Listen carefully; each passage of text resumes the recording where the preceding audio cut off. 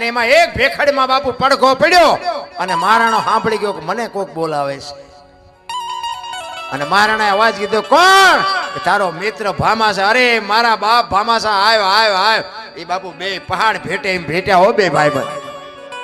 અને તેથી મહારાણાને ભામાસા કહે છે કે મેં એવી વાત સાંભળી કે તું દિલ્હીના શરણે જવાનો છું. તો કે શું કરું પણ ભાઈબંધ, આ મારી પરજા આંધળી થઈ જાય. 3 દીથી અનાજનો દાણો પેટમાં નથી નાખ્યો. અને તેથી એક વાણિયાનો દીકરો કહેતો હોય કે દરબાર દરબાર તલવાર હું નહીં ઉપાડી શકું, પણ દાણા જેટલા જોઈએ એટલા હું આપીશ, પણ તું ગરાય છે ને પેટનો છો તું અહીંયા સલામ ભરતો તો દુનિયામાં રાહ તાળ વહી જાય બાપ. દાણા જોઈએ એટલા હું આપીશ, તારે મને દેવા હોય તો દેજે, ન દે તો કઈ નહીં, બાકી જેટલા જોઈએ એટલું અનાજ હું પૂરું પાડીશ. અને તેથી બાપુ મહારાણાની આંખમાંથી જળજળી આવી ગયા કે વાહ ભાઈબંધ વાહ.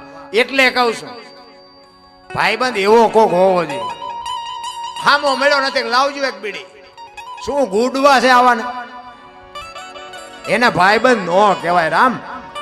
અડધી રાતે બાપુ ડેલી ખખડાવો હાકલો કરે બોલ બોલ, એનું કામ છે રામ. બાકી તો બધા સુખમાં તો બધા પડખે ઉભા હોય, જેથી દુઃખમાં બાપુ અડધી રાતે ડેલી ખખડાવે ને એમ કે હું તારી ભેળો છું બાપુ, જરૂર એની છે.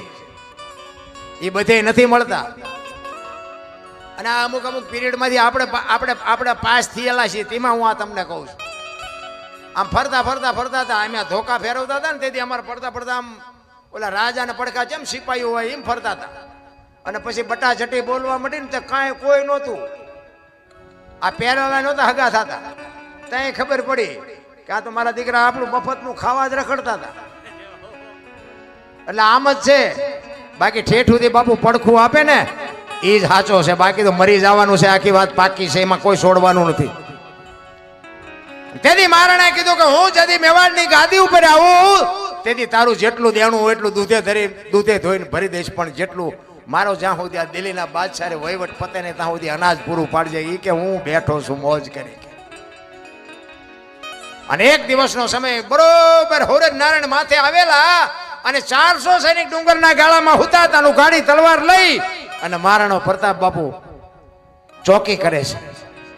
અને એમાં માલધારીના પતિ પત્ની ત્યાંથી નીકળ્યા અને રાણાએ કીધું કે એ જુવાનો અહીંયા તડકો છે, પાણી બાણી પીને પછી જાઓ. એક બેન છે અને એક ભાઈ છે, બે અહીંયા આવ્યા, પાણી પીધું. મહારાણા પ્રતાપ પૂછે છે કે તમે બે શું હગા થાવ? એટલે જણ કે છે કે અમે બે પતિ પત્ની હતા, અત્યારે નથી, અને જો ભગવાન આબરૂ રાખે ને તો પતિ પત્ની થાઈશું. મહારાણાને વિચાર થયો કે આ કેવું હગું? પતિ પત્ની હતા ને અત્યારે નથી ને પછી થાઈશું? કારણ કે આ મહારાણો છે એ બાપુ આ માલધારીના દીકરાઓને ખબર જ નહોતી. એ કે પણ આમાં મને કઈ હોય જ ન પડી, કઈ ખુલાસો થાય એવી વાત કરો ને.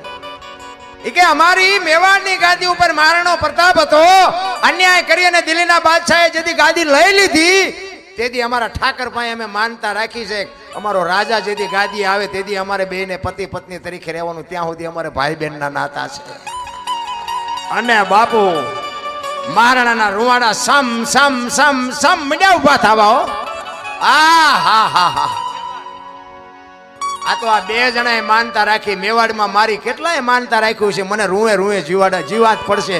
હવે તો દિલ્હીના બાદશાહે લડી લેવું, ભલે જે થાવી હોય થાય.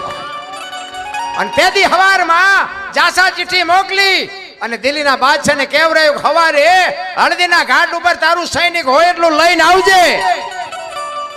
અને આમ જાસા ચિઠ્ઠી બાદશાહે વાંચીને ખાડ ખાડ ખાડ મીઠો દાંત કાઢવાઓ. એ કે આ મોતને આમંત્રણ શું કામ આપતું હોય છે? આ શું કામ આ હવાએ ભરાણાય છે? કોકે ભરાયેલા છે આ?